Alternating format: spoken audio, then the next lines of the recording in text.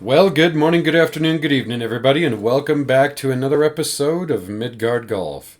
And we're back out here today for the final round of this trip out here in Vail and Keystone, Colorado, playing the Keystone River course. It's just been a fabulous trip, and yeah, the sights out here are just magnificent. Definitely come back out here again. You believe it. But anyway, so thank you again for joining us, and we just did the second hat giveaway, so thank you to everybody who subscribed, and congratulations, Brandon, on winning the hat. And yeah, keep on throwing those subscribes in. If you're liking this content, we're going to keep on giving away more hats and then more cool stuff thereafter. Every 100 subscribers for the hats until 1,000, and then, as I've mentioned before, probably shirts or something cool like that thereafter. And once we hit 10,000, then it'll be, I'm thinking golf bags, thinking embroidered golf bags. I'm looking at Vessel right now for those bags that we're going to give away. So there's going to be some cool stuff. The more subscribers we get, the more cool stuff we're going to throw out. So, but anyway, back to the round here. So on this little jaunt here up to the first tee box, it's really cool how it kind of separates you from the clubhouse and the whole practice area to get to the first tee. I really like that aspect about this course. And it starts you off with just a really grand view to open you up and kind of set you in the mood for this absolutely amazing and beautiful track. So par 5 we've got in front of us here. We're playing it from the whites, so that's 2 up. Yeah, and the whole course stretches out too. If you're playing it from the tips to only 6,886 yards, but we're actually playing it at just under 6,000, so 5,970 is what we're playing it at today. But you know, we're kind of tired from 4 rounds of golf in a row, and well, we're just chilling, having a good time. So we're doing a 3-ball scramble with myself, of course, Alex, and Colin, and then Colin's dad, Dave. So yeah. It's going to be a good one, no doubt.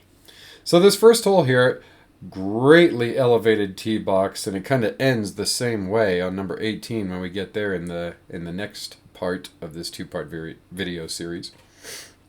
But yeah, par 5, dogleg right, especially if you're from some of the lower tee boxes. Well, I guess some of the mid tee boxes, it plays more to the right than the tips or the forwards. But that said, not a whole lot to worry about. Plenty of fairway to be able to hit driver if you feel. But if you do hit driver, then you're definitely going to want to cut, obviously, because you can absolutely blast it all the way through this fairway.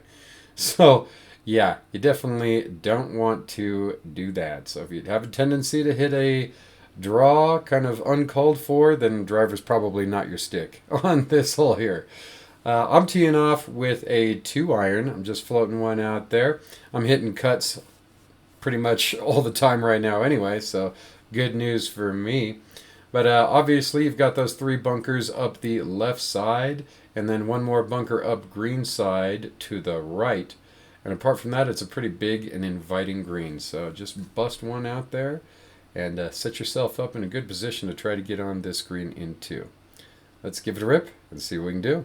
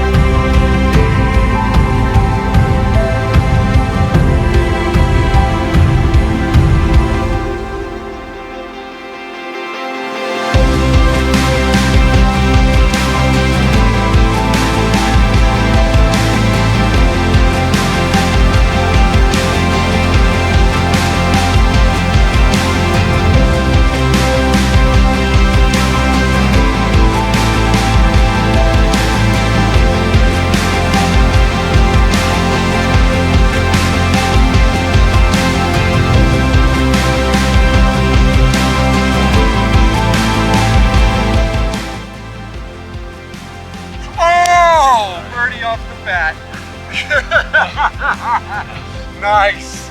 Let's just start off 1 under par. You know, you can't birdie them all if you don't birdie the first. Well, easier to do when when you put us on the green. I know. That was rad. Moving on to number 2.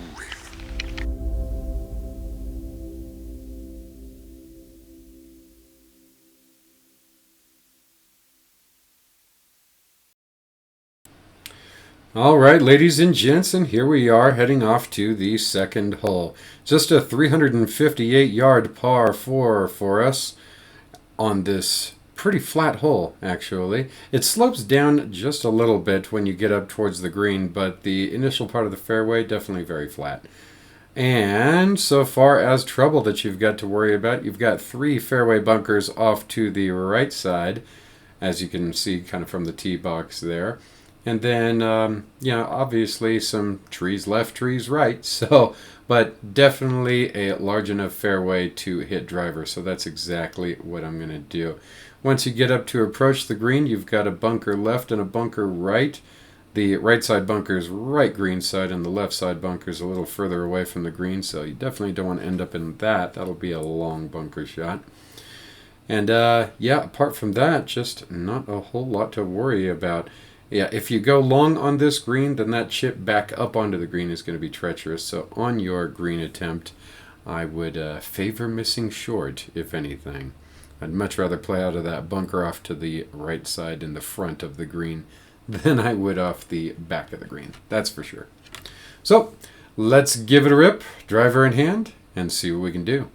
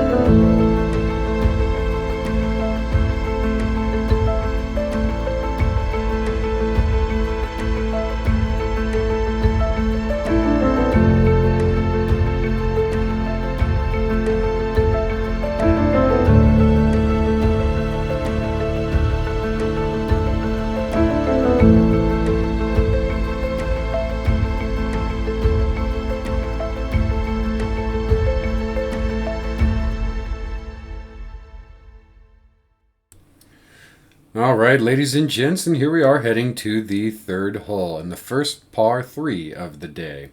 Kind of neat how it starts you off like that, right? Par 5, par 4, par 3. It's like, you get all three different par types right off the rip.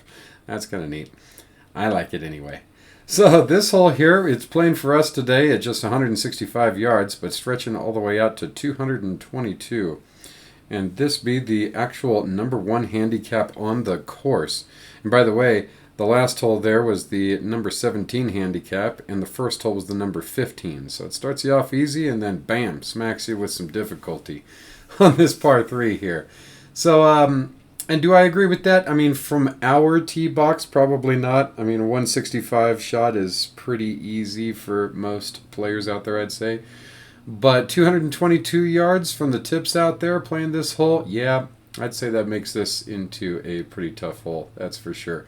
Just because you really can't miss right whatsoever. I mean, you've got the river down there, and then, the trees right before it. But if you do happen to miss right, then you're really not going to be in good shape.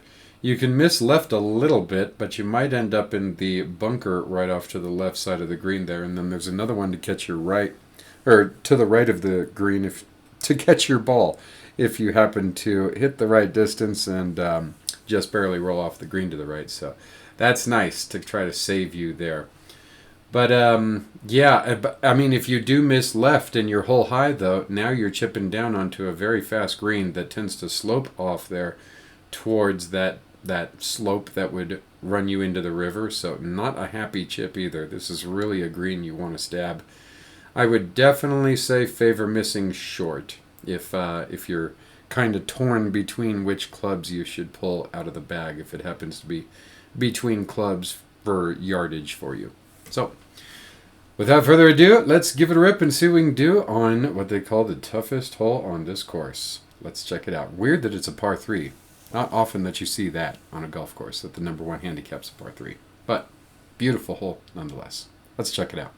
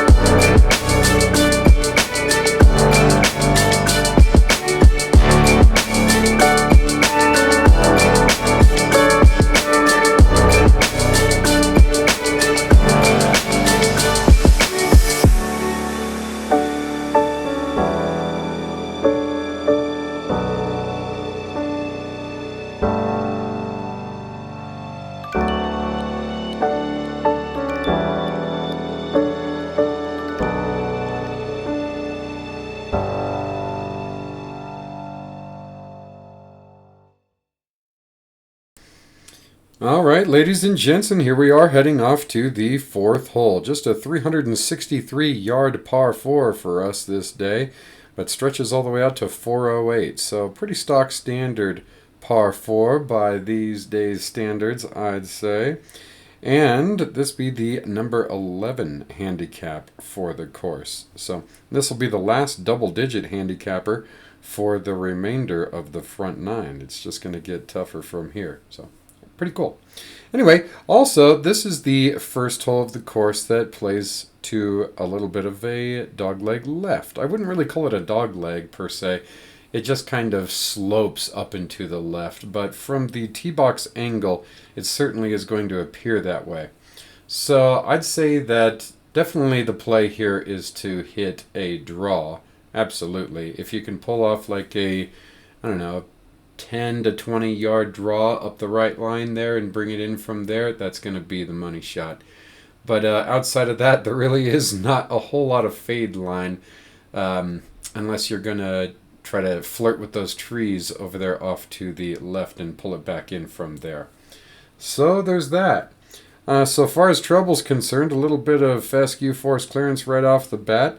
And then you've got a couple of fairway bunkers, one left, one right, probably somewhere around where your driver will land. Maybe a little further than that for a lot of hitters out there. And then once you get to the green, which is raised up a little bit on sort of a plateau for you, kind of a modest plateau, you've got a bunker short left, a bunker short right, and a bunker in the back and kind of off to the right a little bit. So definitely bunker guarded green for sure. The high side is definitely going to be on the left, low on the right. So yeah, pick your poison for how you're going to choose to miss if you happen to miss on the green, so far as the shot shape that you're going to put on your approach shot. Other than that, though, no water hazard, so not a whole lot else to worry about, save for the tree line. So let's give it a rip and see what we can do on this gorgeous hole. Let's check it out.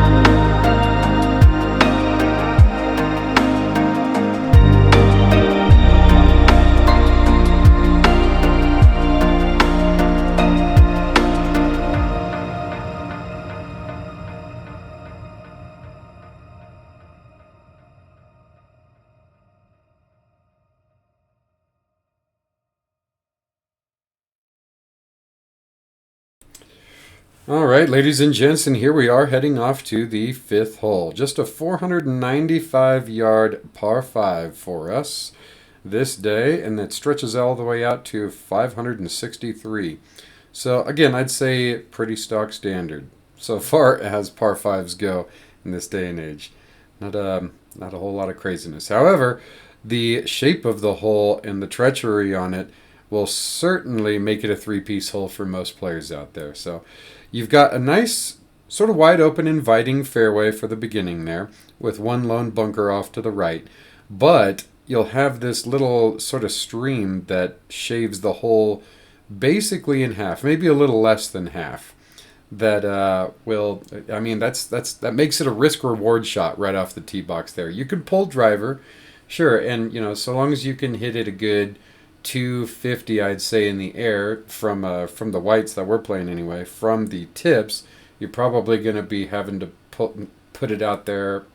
I don't know, probably 290, 300 in the air, right, in order to clear that stream up there. So, yeah, pretty risky shot, I'd say. But the safe way to play this hole is definitely to, just lay up on the drive. I know nobody wants to hear that, but playing this hole for the second time here and the way that I played it the first time that I went out there by myself, yeah, it was the same result both times. A little foreshadowing if you've seen the first time or the first vlog that we put up on this hole. But anyway, yeah. And then from there, you can actually take kind of a bigger shot, for the remainder of the hole and maybe even get home in two, though it'll be a really long shot if you're doing that. Putting it right through the field goal of trees there. And then, but if you don't, then naturally you've got two bunkers off to the left in the upper fairway near the green and one off to the right, one big one. And then you've got a green side bunker right and a green side bunker left. So all kinds of bunker trouble as you approach the green. The green itself is, again, pretty big and pretty inviting. So, yeah, I would, just take dead aim and try to nail it, man. It is what it is. But so far as I'm concerned, for most players out there, this is going to be a three-piecer. Unless you're really trusting your driver and you're really pounding it to get over that creek in one shot, then maybe you'll have a chance to get home in two. So, without further ado, I'm going for that risk shot because I've got two other buddies this time to play a safe one for me first. But, you'll see whose ball we end up playing. So, let's give it a rip and see what we can do.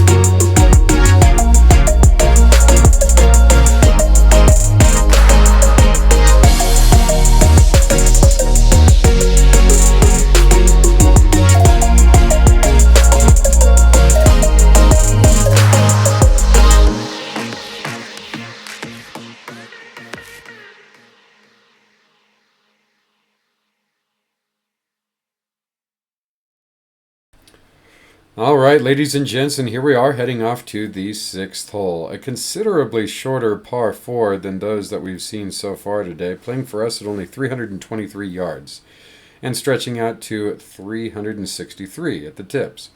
So, yeah, pretty short by today's standards, I'd say. And for the forward tees, the hole actually plays as a par 3. And it's only 152 yards from the reds and then 124 from the oranges all the way up there. So, yeah, pretty easy hole from there. But what it lacks in distance, it makes up for in strangery. So, you've got a whole lot of force clearance right off the bat here with a nice big lake you've got to punch it over. And to add insult to injury, because of the elevation of the hole, you're almost hitting slightly uphill, it kind of feels like anyway, but it's actually kind of level.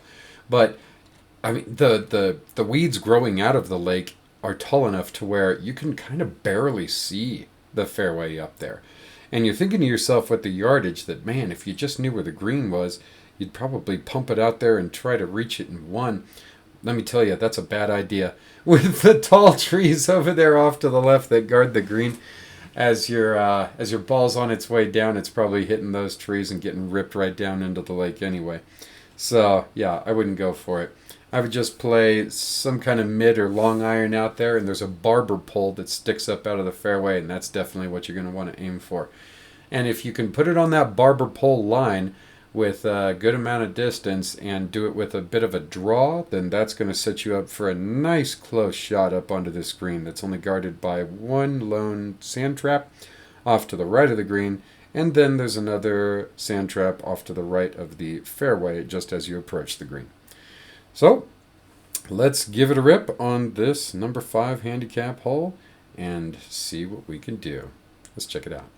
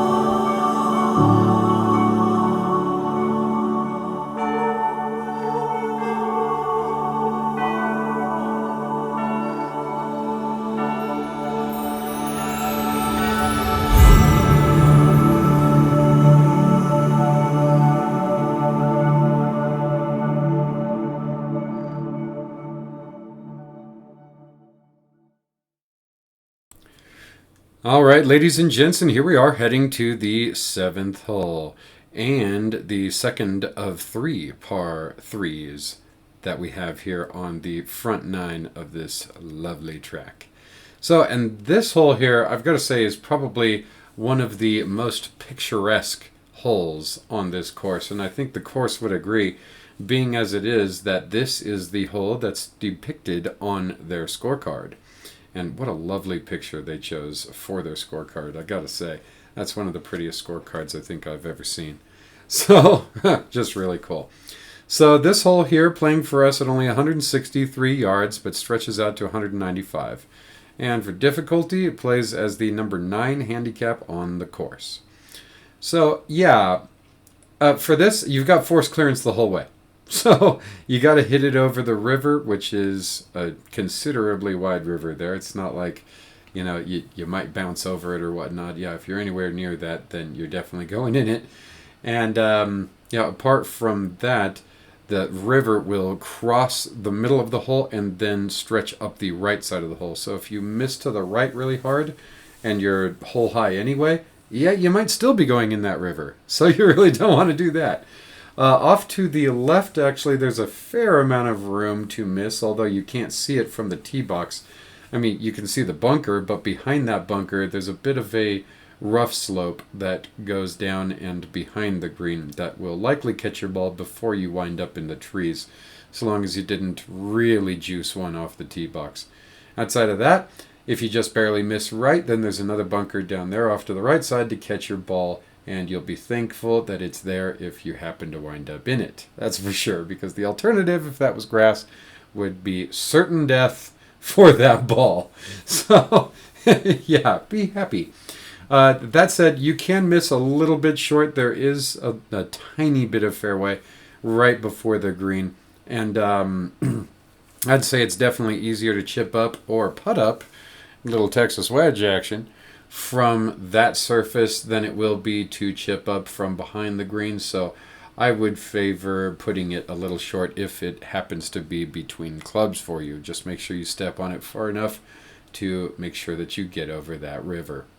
So, without further ado, I have the 9-iron in hand. Let's give it a rip and see if we can't stab this green. Let's check it out.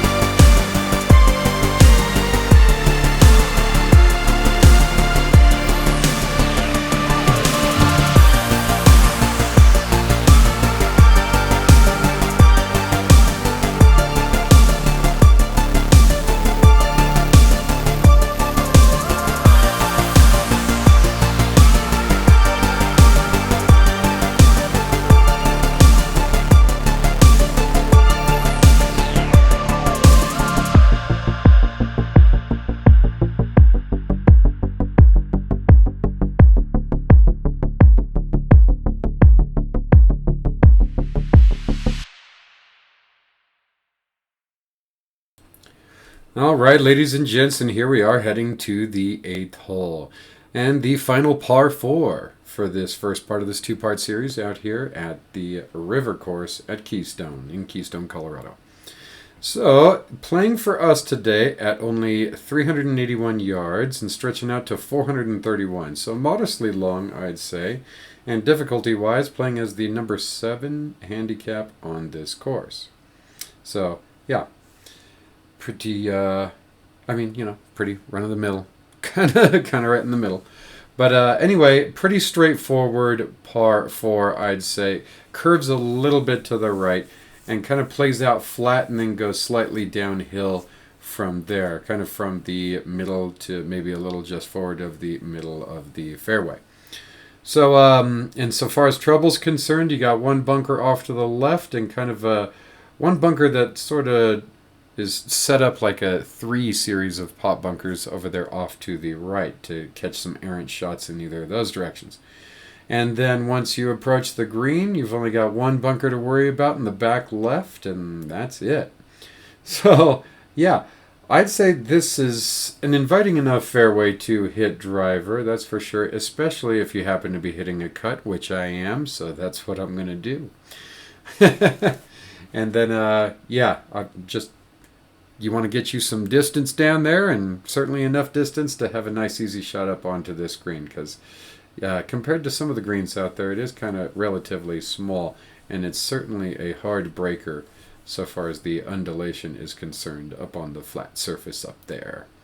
So, without further ado, let's rip one out there and see if we can't put it in the short stuff and give us a nice easy floater of a shot onto this green. Let's check it out.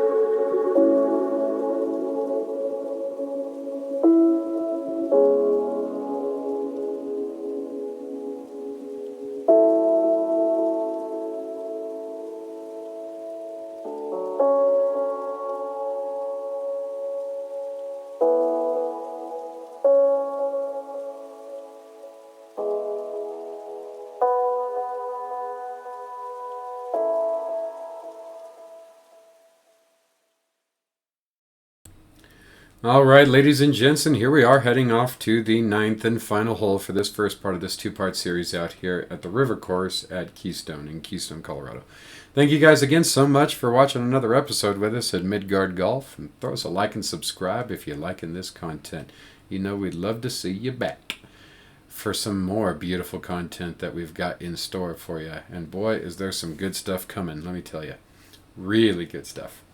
So, I realized just now looking at the scorecard that I actually lied to you earlier when I said that number 4 was the last double-digit handicapper on this course. It's actually, or on this front 9, I should say. It's actually this hole. This is a number 13 handicap. I don't know why I just didn't look at that. But, yeah, so final par 3 as well. And for us, stretching to 197 yards, and all the way at the tips, you've got 221 yards in front of you. You might be thinking, man, another long par 3. Jiminy Christmas, especially from the whites. Almost 2 bills from the whites. Goodness. But, yeah, once you get up here, you'll see it is drastically downhill. So, yeah. That said, it's only playing like 165 yards for us. So, yeah, about 30 yards short. So you're probably looking about the same delta in terms of slope from the tips and only playing to about 190. So, that said, I'm ripping it with the 8-iron just because the wind was a little bit in our face this day. And I really just didn't want to end up short because I've been coming up short a lot recently. And, yeah, mainly because of the injury that I just keep complaining about. But it's healing. I'm getting there. So, yeah, hopefully I'm back to full form very soon. But anyway, apart from that, I mean, shoot, it's just wide and inviting. And you can miss in both directions, no problem. One lone large bunker to the left, that's an easy popper. And then one more large bunker off there in the back. So I definitely wouldn't want to be in that back bunker, though. This green slopes pretty drastically from back to front. So if you happen to be in that back bunker and you don't catch a nice soft floater out of it, you're probably rolling all the way off the front of the green. So anyway, there's that. But again, this green is huge. So yeah, you shouldn't have a problem not getting in that bunker in the back unless you happen to just skull one out there and run it all the way through. So, let's give it a rip and see what we can do on this last hole. Thank you guys again so much, and we'll see you next time on the absolutely marvelous back 9 on this course, especially number 18. That's not a hole you're going to want to miss.